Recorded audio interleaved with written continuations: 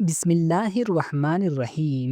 آج کی ویڈیو میں ہم ایک نہایت اہم سوال کا جواب جانیں گے کہ حیض ماہواری کی حالت میں شوہر کے لیے بیوی کا کتنا حصہ حلال ہے۔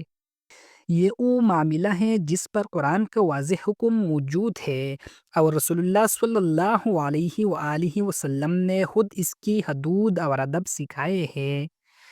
حضرت انس بن مالک رضی اللہ عنہ سے روایت ہے، جب عورتوں کو حیض آتا تو یہودی ان کے ساتھ کھانا پینا چھوڑ دیتے۔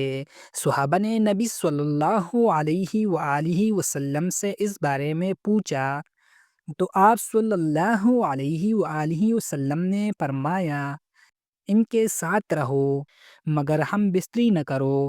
صحیح مسلم حدیث نمبر 302۔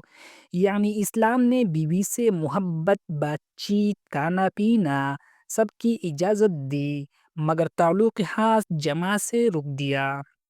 حضرت عائشہ رضی اللہ عنہا فرماتی ہے، جب میں حالت حیض میں ہوتی تو رسول اللہ صلی اللہ علیہ وآلہ وسلم مجھے ازار کپڑا پہننے کا حکم دیتے، پھر میرے ساتھ بیٹھتے اور محبت سے بات کرتے۔ صحیح بخاری حدیث نمبر 300، صحیح مسلم حدیث نمبر 293۔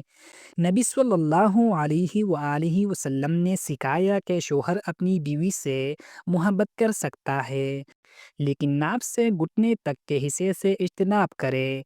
قرآن میں ارشاد باری تعالیٰ ہے، لوگ آپ سے حیض کے بارے میں پوچھتے ہیں، کہہ دیجئے وہ گندگی ہے، اس لیے عورتوں سے حیض کے ایام میں دور رہو اور ان سے قریب نہ جاؤ جب تک وہ پاک نہ ہو جائے۔ سورۃ البقرہ آیات نمبر 222۔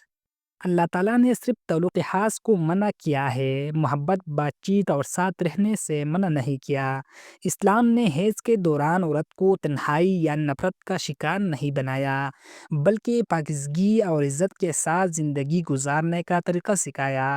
بیوی شوہر کے لیے محبت کا مرکز ہے اور شوہر کے لیے ایمان کا امتحان ہے کہ وہ اللہ کے حکم پر کتنا عمل کرتا ہے۔